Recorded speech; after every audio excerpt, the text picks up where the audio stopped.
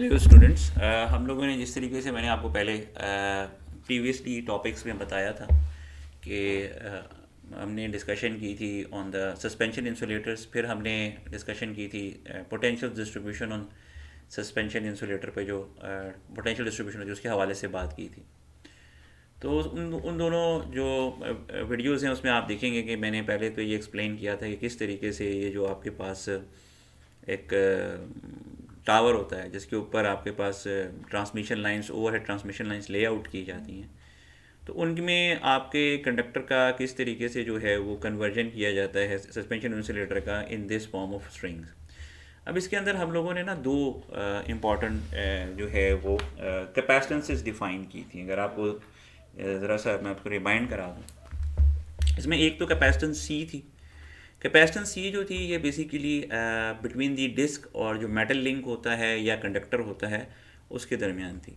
तो यानी आपके पास डिस्क है, डिस्क, उसके अलावा ऊपर अगर आप देखें मिसाल के तौर पे ये जो पहली सी है ये डिस्क है, इसके अंदर भी दो मेटल्स हैं, एक ऊपर ये क्रॉस आर्म का मेटल है और नीचे ये मेटल लिंक है। फिर अगर मैं दूसरी जो कैपेसिटेंस लगी हुई इसमें देखूँ तो इसके अंदर ये डिस्क है, उसके यहाँ पे एक मेटल लिंक है और यहाँ पे मेटल लिंक है। तीसरी जो लगी हुई है इसके अंदर यहाँ पे ऊपर मेटल लिंक है और नीचे मेटल लिंक है और इस पर कंडक्टर लगा हुआ है, ठीक है। तो डिस्क और मेटल के दरमियान जो बनती है वो बेसिकली हमने उसको सी कहा था और इसको हम म्यूचुअल कैपेसिटेंस भी कहते हैं। दूसरी जो हम सेल्फ कैपेसिटेंस भी कहते हैं, सॉरी सेल्फ कैपेसिटेंस। सेकंड जो थी वो हमने यहाँ पे C1 ली है। C1 जो थी ये बेसिकली जो आपका यहाँ पे मेटल है, इंसुलेटर का हो या कंडक्टर का हो, उसकी और जो टावर के दरमियान, इसके दरमियान बेसिकली एयर होती है। Air basically work as an insulator. तो यहाँ पे आपके पास एयर और टावर जिसमें जो आपके पास मेटल लिंक्स हैं उनके दरमियान जो बनती है, यानी यहाँ पे मेटल लिंक है और यहाँ पे टावर है और इसके बीच में एयर है। इसी तरह यहाँ पे मेटल लिंक है, यहाँ पे एयर है और ये टावर है। तो इस तरह की जो बनती है इसको हम शंट कैपेसिटेंस कहते हैं और इसकी जो है हम लोगों ने इसको हम C1 के नाम से इधर हमने लिखा हुआ है। जब हम पोटेंशियल डिस्ट्रीब्यूशन की बात करते हैं तो पोटेंशियल डिस्ट्रीब्यूशन ये है कि ये जो हमारे पास कैपेसिटेंसेस हैं जो हम लोगों ने जो है हमारा सस्पेंशन इंसुलेटर में स्ट्रिंग के दरमियान में बनाई हुई हैं, तो हम उसमें वोल्टेजेस जो है उनको मेजर करते हैं। तो लेट्स सपोज जो पहली वाली है हमारी जो टावर के साथ लगी हुई है उसको हम V1 कह देते हैं। जो सेकंड के दरमियान है लेट्स सपोज हम उसको V2 कह देते हैं। और थर्ड जो है हमारी कंडक्टर और मेटल लिंक के दरमियान जो है लेट्स सपोज हम इसको V3 कह देते हैं। तो इस तरीके से हम जो है ये जो वोल्टेजेस हैं इनको हम नेम कर देते हैं जो डिफरेंट सस्पेंशन इंसुलेटर के दरमियान लगी हुई हैं। इसमें एक इम्पॉर्टेंट ये बात भी है कि टोटल ओवरऑल वोल्टेज जो है, जो कि बेसिकली पूरी ओवरऑल वोल्टेज ब्लॉक हो रही होती है, क्योंकि कंडक्टर जो है ना हाई, मिसाल के तौर पे यहाँ पे 33 kV का जो है कंडक्टर लगा हुआ, तो 33 kV किलो वोल्ट जो है उसको आप इंसुलेट कर रहे हैं इस टावर के साथ, ये जो मल्टी मेटल का टावर है इसके साथ, और इसके बीच में आपने सस्पेंशन इंसुलेटर्स लगाए हैं। तो लाजमी बात है कि ये जो V होगी, यानी जो इसके ऊपर टोटल वोल्टेज आ रही होगी, लेट्स सपोज जो टोटल वोल्टेज आ रही है हम उसको V कह लेते हैं, that will be sum of V1 plus V2 और प्लस V3। इन तीनों का जो है ये बेसिकली एक सम होगा, ठीक है। ये बेसिक जो है ना इसमें सबसे इम्पॉर्टेंट जो है ये भी आपके पास ये आ जाएगा, लूप आ गया। अच्छा, इससे फर्दर कि हम अभी फर्दर डिस्कशन करें और हम चीज़ें देखें क्या, जो ऊपर मैंने फार्मूला लिखा हुआ है स्ट्रिंग एफिशिएंसी का, इसको भी मैं थोड़ा सा डिफ़ाइन करूं। मैं एक दो चीज़ें और डिफ़ाइन करना चाहता हूं। इसमें पहली ये जो होती है, हमने यहाँ पे दो जो कैपेसिटेंसेस डिफ़ाइन की हैं, इसमें मिसाल के तौर पे मैंने इसको कहा कि ये सेल्फ कैपेसिटेंस है और दूसरी जो है ये शंट कैपेसिटेंस है। तो इन दोनों के दरमियान क्या रिलेशनशिप है? कैपेसिटेंस का जो जर्नली फार्मूला है which is given in the circuit theory, that is C is equal to A epsilon naught D। इसके अंदर C जो होती है वो कैपेसिटेंस होती है जो बेसिकली किसी भी दो मेटल प्लेट्स के दरमियान जो है आपके पास एग्जिस्ट करती है। तो इसकी जो अंदर जो डाइलेक्ट्रिक है ये उसका कांस्टेंट होता है, कैपेसिटेंस जो होते हैं। इसमें आपके पास A जो होती है वो एरिया ऑफ द प्लेट्स होता है, सॉलिड नॉट जो होती है वो permittivity of the dielectric material होती है, और डी जो होती है that is the distance between the plates, जो प्लेट्स के दरमियान डिस्टेंस होता है। अब अगर हम इन चीज़ों को मद्देनज़र रखें तो हम ये देखेंगे कि जो हमारी सेल्फ कैपेसिटेंस है वो काफ़ी बड़ी है हमारी शंट कैपेसिटेंस से, क्योंकि एक तो ये कि शंट कैपेसिटेंस जो है उसके अंदर एयर का डाइलेक्ट्रिक लगा हुआ है, जबकि दूसरी साइड पे हमारा पोर्कलेन का डाइलेक्ट्रिक लगा हुआ है। सेकेंडली जो डिस्क है उसकी स्पेस बहुत कम है, बहुत थोड़ी सी स्पेस होगी इसके निस्बत के जो आप एक कंडक्टर और टावर के दरमियान जो स्पेस है, या मेटल लिंक या का टावर के दरमियान जो स्पेस है वो बहुत ज़्यादा होगी और उसमें एयर भी होगी। तो इन दोनों वजूहात की बिना पे आपको ये पता लगेगा कि आपकी जो C1 जो आपकी शंट कैपेसिटेंस है, it's only A portion of आपकी जो सेल्फ कैपेसिटेंस है उसकी। और अगर मैं इसका मतलब ये है कि जो सेल्फ कैपेसिटेंस है, अब ये के जो होगा ना, के will always be less than 1। तो यहाँ पे आप बता सकते हैं कि इज़ ऑलवेज लेस देन 1। इसका मतलब ये है कि शंट कैपेसिटेंस हमेशा जो है कुछ फ्रैक्शन होगी आपकी सेल्फ कैपेसिटेंस का, कम होगी। और अगर मैं चाहूँ तो मैं ये डिफाइन कर सकता हूँ कि C1/C इज़ इक्वल टू के। तो ये मैंने शंट कैपेसिटेंस रेशो ली है सेल्फ कैपेसिटेंस के साथ और इसको मैंने एक वैल्यू दे दी है के की। तो ये कुछ चीज़ें जो है मैं चाह रहा हूँ कि पहले से आप डिफ़ाइन कर लें और अपने जहन में रखें बिफोर कि हम जाएँ स्ट्रिंग एफिशिएंसी को देखें। तो सबसे पहली चीज़ क्या है, सेल्फ कैपेसिटेंस आप डिफ़ाइन कर लें। सेकंड, शंट कैपेसिटेंस डिफ़ाइन कर लें, ठीक है। फिर आप जो वोल्टेज अक्रॉस दी स्प्रिंग बन रही है स्ट्रिंग, उसको डिफ़ाइन कर लें, ठीक है। और जो इनकी जो रेशो है इन दो कैपेसिटेंस की, उसको डिफ़ाइन कर लें। ये वो बुनियादी चीज़ें हैं जो आपको बिफोर हैंड डिफ़ाइन करनी है, इससे पहले कि हम जाके फिर ओवरऑल कैलकुलेशन करें और इन वोल्टेजेस की जो है वो वैल्यूज़ फाइंड करें, ठीक है। अब हम आते हैं अपने टॉपिक की, जो हमारी इस वीडियो का टॉपिक है स्ट्रिंग एफिशिएंसी का। स्ट्रिंग एफिशिएंसी जो है वो बेसिकली सिंपल सा फार्मूला है। वो कहता है कि वोल्टेज अक्रॉस दी स्ट्रिंग। तो यहाँ पे जो वोल्टेज अक्रॉस दी स्ट्रिंग है that is V, this is voltage across the string, divided by किससे आपने डिवाइड करनी है, n is equal to number of disc in the screen. तो यहाँ पे मिसाल के तौर पे जो हमने इस केस लिया था, जो हमने प्रीवियसली 2 वीडियोस में डिस्कस किया है, वो हमारे पास 3 डिस्कें थी, तो हमारे नंबर ऑफ डिस्क जो होंगी वो 3 हो जाएंगी, ठीक है। अच्छा, उसके बाद कहते हैं voltage across disc nearest to the conductor. तो जो voltage nearest to the conductor, ये कंडक्टर है और इसके अक्रॉस जो स्ट्रिंग पे जो वोल्टेज है वो बेसिकली क्या है, V3। So that is V3। सो अगर मैं इस फार्मूले को रीराइट करके लिखना चाहूँ कि जो स्ट्रिंग एफिशिएंसी है, और जो मैंने ये डेफिनेशंस की हैं उसकी मदद से, तो मैं लिखूँगा स्ट्रिंग एफिशिएंसी, ठीक है, दैट इज़ इक्वल टू, मैं लिखूँगा ऊपर V multiplied by n multiplied by V3 and that will B multiplied by the 100। ये मुझे परसेंटेज एफिशिएंसी निकलेगी, अगर मैं 100 से मल्टीप्लाई कर दूँगा तो मेरे पास परसेंटेज एफिशिएंसी नहीं। ये वो बेसिकली फार्मूला है जिसके लिए हम ड्राइव करेंगे। क्योंकि होता ही है कि नॉर्मली स्टूडेंट्स जब इस टॉपिक को अप्रोच करते हैं तो वो थोड़ा सा फंस जाते हैं कि आपके पास प्रीवियस बैकग्राउंड भी होना चाहिए और आपके पास ये भी चीज़ होनी चाहिए कि नेक्स्ट हम क्या चीज़ कैलकुलेट करने वाले हैं, ये भी चीज़ हमारे जहन में होनी चाहिए। तो अब आपके पास ये जो शीट बनी है ना, इसको आप अपने पास सेव करके रख लें और फिर हम आगे जो है चलते हैं और इसको हम पूरा डिराइव करते हैं, ठीक है। अच्छा, इसमें कुछ चीज़ें मैंने स्ट्रिंग के ऊपर मज़ीद मेंशन कर दी है। यहाँ पे मैंने 3 नोड्स डिफाइन कर दिए, node A, node B, node A, ठीक है, node B and node C। अच्छा, एक चीज़ अभी भी मिसिंग हो गई। देखा, यही होता है कि बंदा चलता रहे तो फिर उसमें उसे पता लगता है कि हाँ यार, अभी जब नोड्स डिफाइन किए, असल में यहाँ पे हमने जो यूज़ किए हैं वो कैपेसिटेंसेस यूज़ किए हैं। मैंने सारा एक्सप्लेन किया था why we have use capacitances. इसकी होती है कैपेसिटेंस की होती है कैपेसिटिव रिएक्टेंस। तो कैपेसिटिव रिएक्टेंस जो होती है that is given by XC is equal to 1/ωc, ठीक है। और अगर हम इसके लिए इसके अक्रॉस कैपेसिटेंस वोल्टेज लेंगे तो that is equal to V is equal to IXC। और अगर मैं इसमें करंट निकालना चाहूँ तो वो होगा I डिवाइडेड बाय V/XC। और अगर मैं लिखूँ इसको सॉल्व करके तो that is equal to ωCV, ये मेरे पास आ जाएगा। तो इसको आपने अपने पास नोट डाउन कर लेना है कि जी जहाँ हम करंट्स लिखेंगे वहाँ हम ये इक्वेशन फाइंड आउट करेंगे, ठीक है। तो करंट्स के लिए हमारे पास ये इक्वेशन हो जाएगी। फिर ये बड़ा सिंपल हो जाता है कि आप स्ट्रेट अवे जो है ये जो है टॉपिक सॉल्व कर सकते हैं। अगर आपने ये शीट बना ली है तो फिर आपको ये टोटली समझ आ जाएगा कि हम किस तरीके से इसकी डेरिवेशन कर रहे हैं, स्ट्रिंग एफिशिएंसी हम कैसे फाइंड आउट करेंगे, और ये जो पिक्यूलियर हमने केस बनाया है इसके अंदर स्ट्रिंग एफिशिएंसी क्या होगी। फिर हम बार लेटर ऑन इंशाल्लाह नेक्स्ट वीडियोज़ में हम इसकी थोड़ी सी प्रॉब्लम्स करेंगे, तो वहाँ तो फिर ये बहुत ही आसान हो जाएगा कि यार हम किस तरीके से वैल्यूज़ प्लेस कर रहे हैं और हमारे पास रिजल्ट्स आ रहे हैं। सो आई थिंक सो आप जो है वो इसको फॉलो कर रहे होंगे और अब आपने अपनी शीट प्रिपेयर कर ली होगी।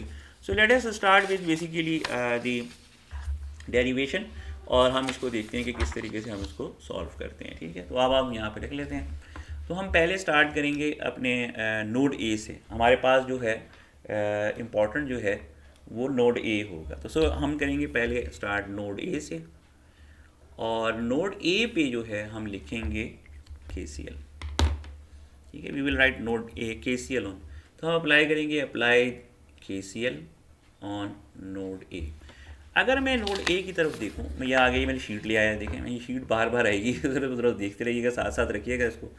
अच्छा, ये नोड ए है, और अगर मैं इस नोड के ऊपर KCL लगाता हूँ तो आपको पता है KCL क्या होता है? सिंपल सी बात है, KCL क्या होता है कि algebraic sum of currents entering a node and leaving a node is zero. तो ये हमारा बेसिकली KVL होता है। और अगर मैं इस नोड के ऊपर जो है KCL लिखूँ तो यहाँ पे देखेंगे कि एंटरिंग नोड I2 है और लीविंग नोड I1 और स्मॉल I1 और कैपिटल I1 है। ठीक हो गया, ये आपने देख लिया। तो मैं यहाँ पे लिख देता हूँ इसको, अभी देखें। तो अगर मैं इसका KCL लिखूँगा तो मेरे पास आएगा I2 minus I1 plus I1, algebraic सम होता है ना, तो ये बेसिकली हो गया ज़ीरो। हम ये करते हैं कि एंटरिंग नोड्स करंट को पॉजिटिव ले लेते हैं और लीविंग नोड करंट को जो है हम नेगेटिव ले लेते हैं। अब यहाँ पे मैं लिखूँगा I2 that is equal to I1 plus I1। अच्छा, अब ये देखिए बिल्कुल साथ ही मैंने यहाँ पे ये देखें लिखा हुआ है, ये मैंने डिफ़ाइन की थी कि करंट की वैल्यू जो है आप इसके ऊपर डिफाइन करेंगे। अगर हम इस चीज़ को देख लें और हम इसके साथ डिफाइन करें, बड़ी ईजी है। तो मैं क्या करता हूँ कि आपके पास ये जो मैंने यहाँ पे करंट के लिए वैल्यू निकाली थी, जनरल वैल्यू निकाली थी, उसको हम यहाँ प्लेस कर देते हैं। सो लेट सपोज अगर आई डू फॉर I2 तो मेरे पास हो जाएगा V2। जो V2 है वो बेसिकली इसके अक्रॉस जो वोल्टेज है वो है V2, and that is equal to omega C। I1 क्या है इसके across, that is equal to V1 omega C। और आखिरी हमारे पास जो है लेट्स सपोज जो है I1 है शंट, तो प्लस हो गया ओमेगा C V1, ये हो गया। क्लियर हो गया आपके पास? और इसके साथ C1 लिख दें क्योंकि शंट कैपेसिटेंस जो है उसके अंदर इन्वॉल्व है। अब अगर मैं इसमें से कुछ चीज़ें कॉमन करके करूँ तो मेरे पास हो जाएगा omega C, and that is equal to V1 omega इधर से ले लूँ कॉमन और V1 ले लूँ तो मेरे पास आ जाएगा C। ठीक है, और C आ जाएगा, ओ एक सेकेंड, इसको हम कैंसिल कर देते हैं। अब हम यहाँ पे हो गया, ये हमने लिख लिया। इसके बाद हम जो है इसमें से कॉमन ले लेते हैं, जो फैक्टर हमारा कॉमन बनता है। तो सबसे पहली बात तो ये कि इसके अंदर जो पहला फैक्टर कॉमन बनता है वो बनता है ओमेगा का, तो उसको हम माइनस कर देते हैं। हमारे पास V2C is equal to V1C और प्लस V1C1। अब ये C1 जो है ये वैल्यू अगर हम यहाँ पे देखें तो we can use this equation. तो यहाँ पे आ जाएगा C1 is equal to KC। अब मैं इसकी वैल्यू प्लेस कर दूंगा, V2C is equal to V1C plus V1KC। Oh good, ये सही हो गया, ठीक हो गया। और अब अगर हमें देखें तो C जो है ये कॉमन आ रहा होगा, तो ये भी दोनों तरफ कॉमन होकर रिमूव हो जाएगा। हमारे पास आ जाएगा V2 V1 plus V1K and V2 is equal to V1 1 plus K। Okay ji, ये हो गया, बड़ा गुड, ये बड़ा अच्छा हो गया जी। अब इसको लेट सपोज मैं इसको थोड़ा सा हाईलाइट कर लेता हूँ और मैं इसको कह देता हूँ कि ये मेरी है इक्वेशन नंबर 1। ठीक है, अब इसे नोड ए की जो हमने कैलकुलेशन की है ना, तो हमारे पास V2 की वैल्यू निकल आई है इन टर्म्स ऑफ V1 निकल आई है। ठीक है, V2 की वैल्यू निकाल ली हमने in terms of V1। Next क्या करेंगे जी, हम करेंगे, अब हम नोड बी के लिए करेंगे नोड बी। अब हम नोड बी पे जाएंगे और वहाँ पे देखेंगे कि क्या वहाँ पर भी हम KCL वगैरह लगा के सॉल्यूशन बना सकते हैं। तो उसको आप देखते हैं। ठीक है, तो अब ये हमारे पास जो है ना ये जो चल रहा है इसको हम नोट डाउन कर लेते हैं और इसको हम रख लेते हैं। देखते हैं कि हम इसके ऊपर जो है लगा के अपना जो है KCL देखते हैं।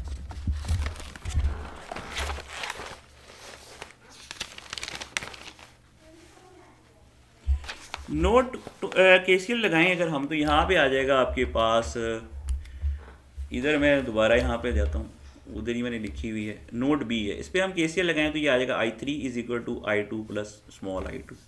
सो दिस इज इक्वल टू, अगर अप्लाइंग KCL, अब if you apply KCL node B पे, तो I3 is equal to I2 plus I2। ठीक हो गया। इस पे भी हम जो है वैल्यूज़ प्लेस करेंगे। हमारे पास जो है I3 this is equal to omega C V3 हो जाएगा। ठीक है, I2 क्या होगा, ओमेगा सी V2 हो जाएगा। और जो हमारे पास जो था, हमारे पास शंट कैपेसिटेंस थी, उसके ऊपर होगा V1 plus V2 omega C1। अच्छा, ये जो लास्ट फैक्टर आया ना, मैं इसको थोड़ा सा डिफाइन करना चाहूँगा बिफोर वी बेसिकली कंटिन्यू, क्योंकि ऑब्वियसली जब तक आप इसको डिफाइन नहीं करेंगे फिर ये आपके लिए इतना इजी नहीं रहता इसको सॉल्व करना, कि ये किस तरीके से जो है आपने इसको जो है इंक्लूड किया है।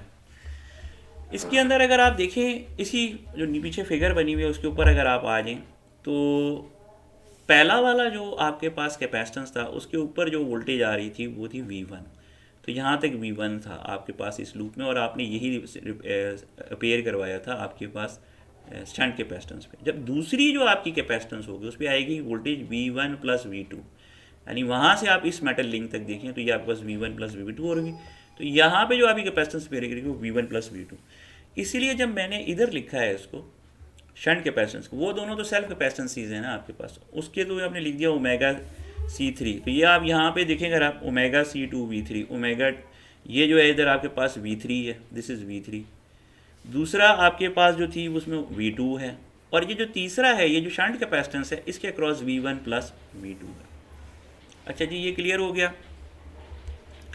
अब इसको हम सॉल्व करते हैं, थोड़ा सा इसके अंदर वैल्यूज़ रिप्लेस करते हैं। ये C1 की वैल्यूज़ जो है हम रिप्लेस करेंगे जब इसके अंदर, तो हमारे पास आ जाएगा omega CV3 omega CV2 plus V1 plus V2, और उसके बाद आ जाएगा ओमेगा KC। ठीक हो गया। अच्छा, अब इसके बाद जो है, अब ओमेगा C अब सारी जगह कॉमन है, इसमें आप सारे फैक्टर्स में आपको ओमेगा C नज़र आ रहा है, उसको हम थ्रू आउट कॉमन लेके कैंसिल कर देंगे, वो निकल जाएगा। आपके पास आ जाएगा V3 is equal to V2 plus V1 plus V2 into K, ये रह जाएगा। And when we basically go on further we will have V2 plus KV1 plus KV2, ये भी आ गया। ठीक है, साथ साथ देखते ना, ये इसका ये नहीं है कि इतना मुश्किल नहीं है कि अगर आपको यानी वो बहुत ज़्यादा इसके अंदर वो, तो आपने सिंपली जो इसको देखना है तो आपको ये पता लग जाएगा अच्छा यार किस तरह। अब अगर मैं इसको थोड़ा सा सॉल्व करने की कोशिश करूँ, तो V3 is equal to KV1 plus V2 1 plus K 1 plus K, hence here we basically have V2 is equal to 1 plus KV1।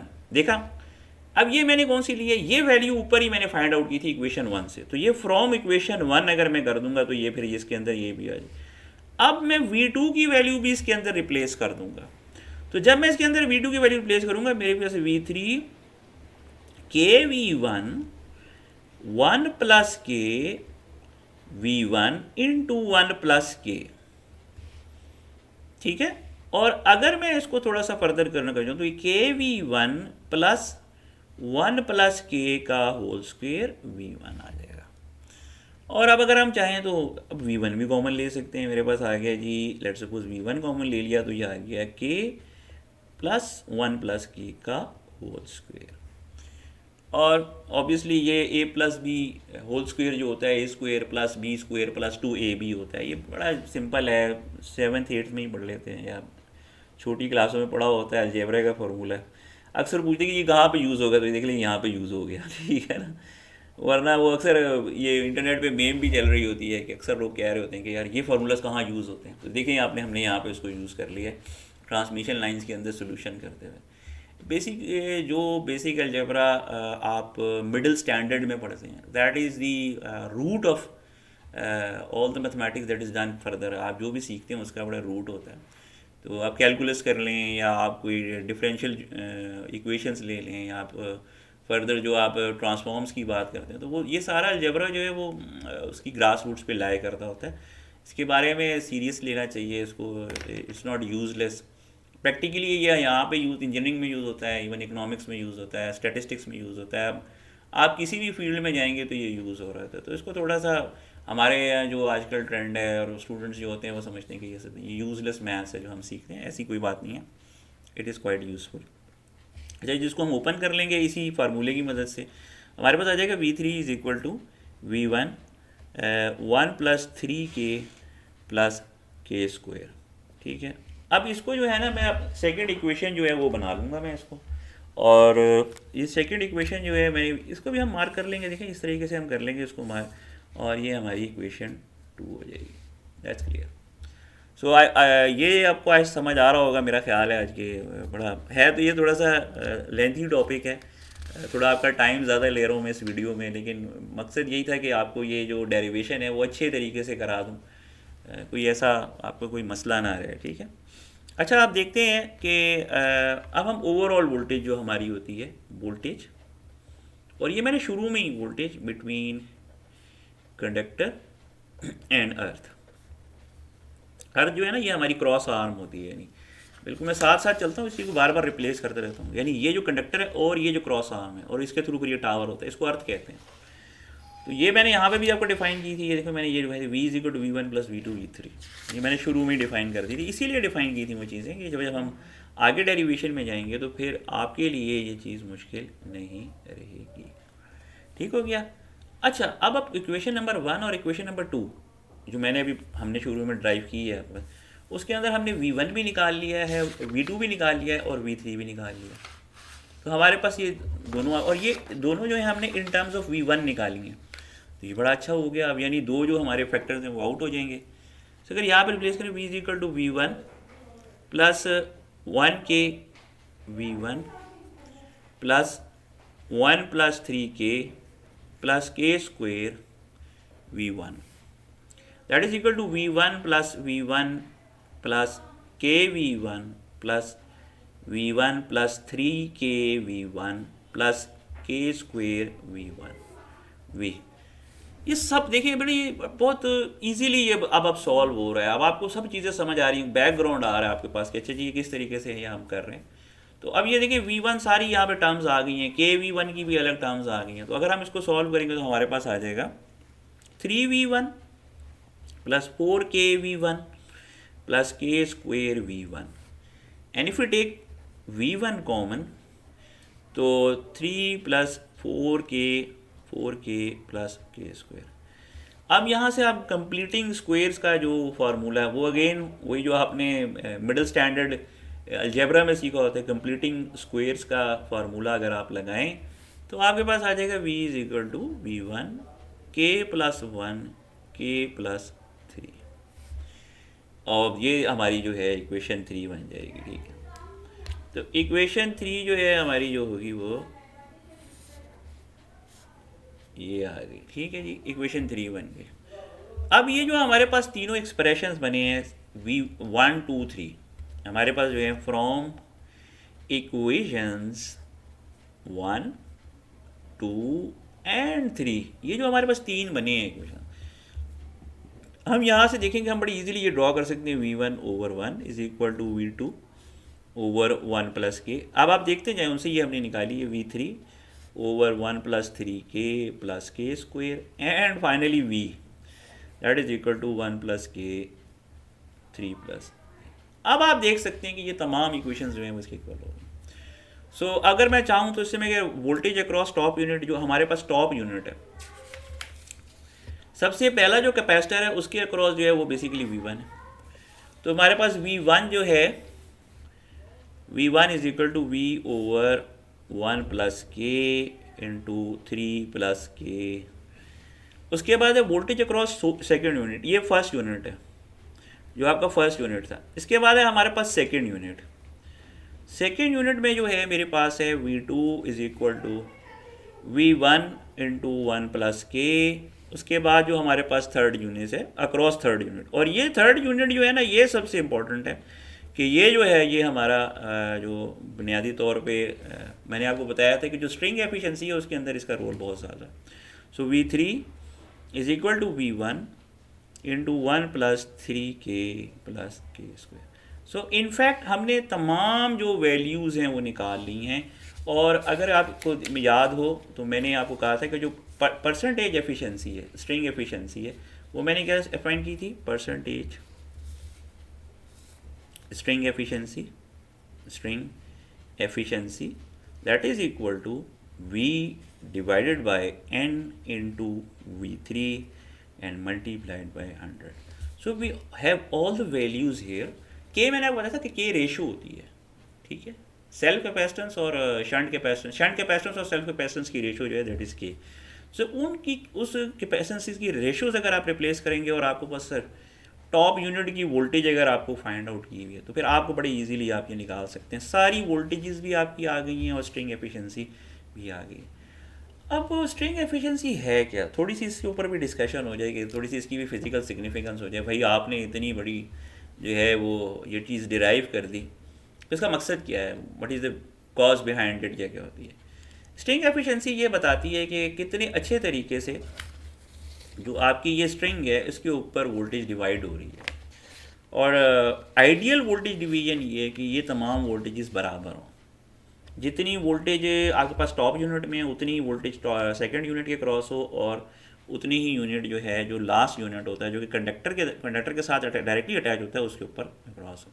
लेकिन मैंने जैसा कि आपको पहले बताया था, पिछले जो मेरा वीडियो है उसको अगर आप देखें, कि असल प्रॉब्लम जो होता है वो इस वाले यूनिट में होता है जो डायरेक्टली कंडक्टर के साथ अटैच होता है, क्योंकि जो शंट कैपेसिटेंस आती है इस केस के अंदर उसकी वजह से अनइक्वल वोल्टेज डिस्ट्रीब्यूशन होती है, और ये जो कंडक्टर के साथ लगा हुआ हमारा यूनिट है इसको सबसे ज़्यादा वोल्टेज जो है उसका सामना करना पड़ता है।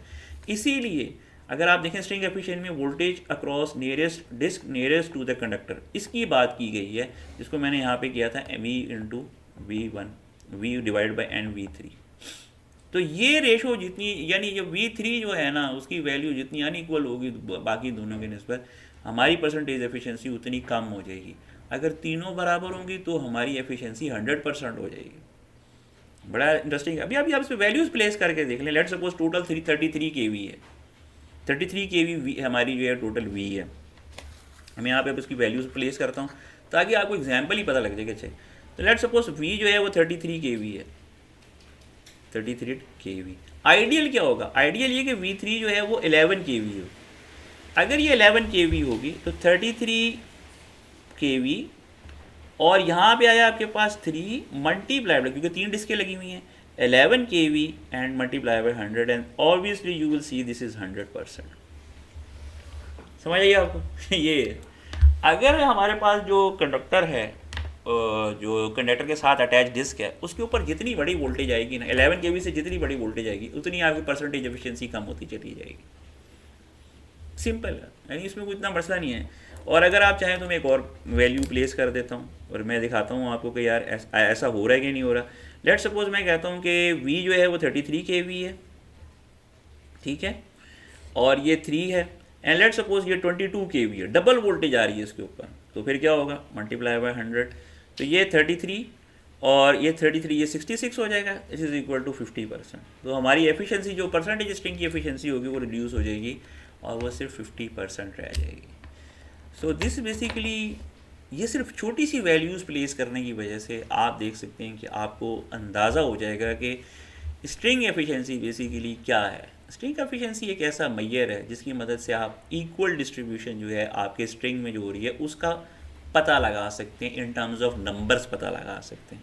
हमारे लिए जब भी हम इंजीनियरिंग में बात करते हैं तो नंबर्स बहुत इंपॉर्टेंट होते हैं। They give us a clear idea कि what will be the relationship between the different elements जो हमारे सिनेरियोज में एग्जिस्ट करते हैं उसके दरमियान एग्जिस्ट करते हैं। तो आई होप सो कि आपको बड़े थॉरली इसको आपको समझ आ गया होगा। एंड आई वुड रिक्वेस्ट कि अगर आपको वीडियो अच्छी लगती है, आपको ये टॉपिक क्लियरली समझ आ जाता है, तो do like and share it among your fellows, और चैनल को सब्सक्राइब करें ताकि चैनल जो है वो प्रमोट हो सके यूट्यूब के ऊपर, और ज़्यादा से ज़्यादा लोग जो हैं वो इस नॉलेज को शेयर कर सकें। In case of any suggestion please do write your suggestion in the comments. कोई क्वेश्चन भी हो तो आप कमेंट्स में पूछ सकते हैं।